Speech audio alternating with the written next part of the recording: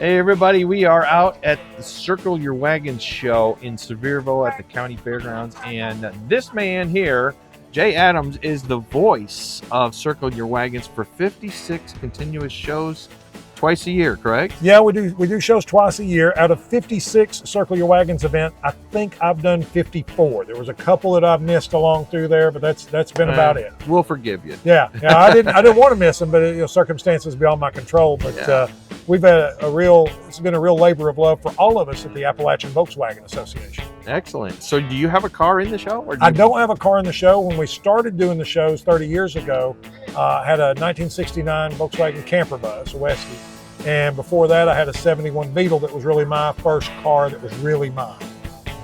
So you're a Volkswagener at heart. Yeah, oh, absolutely. Is that correct? Was it the word that we could call it, a VW? Well, I call them Wagoneers. I call them just VW folks, Volks, after all. Right, exactly. The people, hey guys.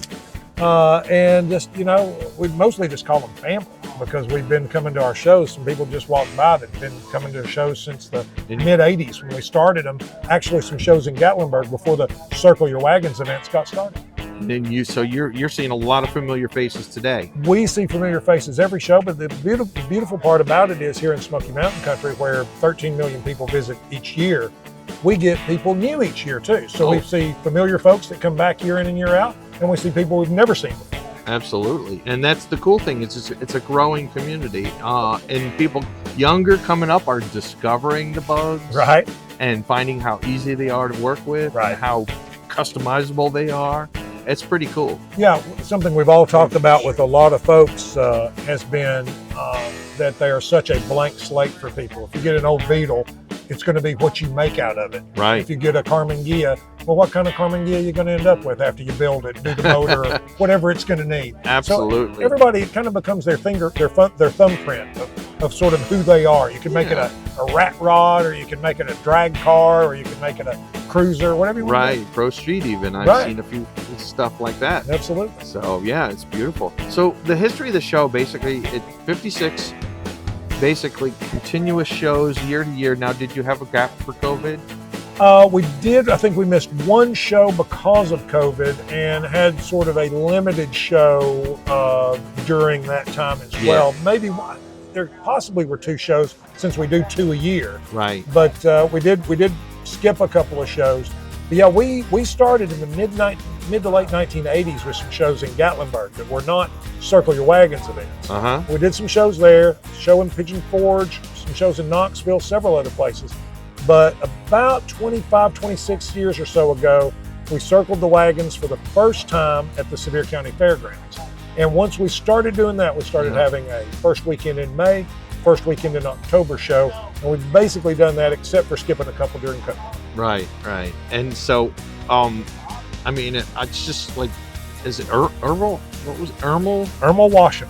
Ermel has been the go-to man for the whole show, right? Ermel Washam had a shop called Mountain VWs, and that's where we all went to get our buses, our Beetles worked on. Where was that? That was just down the road from here, from where we're sitting at the fairgrounds. You could be there in about 10 minutes. Nice. So Ermel had his shop down there, and basically what he wanted was for us to come down and learn how to work on these things. He wanted us to come he could do it all. I mean, he could do it all, ground up. Right. He does framework, he does body work, he does everything, or did when he had the active shop. But he wanted us to learn how to do it, the things that we could do. He would help us on the things that we couldn't, but he wanted us to learn. And we all did. And we then organized the club, the Appalachian Volkswagen Association, just for us. Right. And our club membership would do, just little meet and greet things. We'd go down to Ermel's shop and everybody sit around talking about the vehicles. And then there was a show and shine or a poker run. And we started talking, what if we did a show? What if we had a real show? Right. And basically our conversations were, well, we're here in Smoky Mountain Country, again, where so many people visit year in, year out. Right. If you do something for any community, whatever community it is, yes, Volkswagen community, Corvette community, whatever, right, people will show up because they like their cars and they like to bring them out someplace fun and swap ideas and all of that. And get some information on something they might want to learn to do. Right. Absolutely. So that's excellent. And they just kept coming back. And that's where this came from. All kind of grew out of that, and we just had a great time doing it for really over 3 decades now, if you count all of our shows. Right. Right, and it's a good turnout. We're a very busy Saturday. Weather, of course, always has a lot to do with that, but we've got a pretty comfortable day today with some cloud cover. And when I arrived this morning to the show site for what is officially the first day of the show at around 8:30, the parking lot, I would say, was 3/4 full, the main parking area at the Sevier County Fairgrounds. So that's a pretty full show pretty early. Jay, I really appreciate you giving us the time and telling us all about what we're doing here, and giving us the history, giving us the breakdown, and I really appreciate it. I'm now going to go out and find some bugs to feature. You won't have any trouble finding. Is yours going to be the one? We will find out.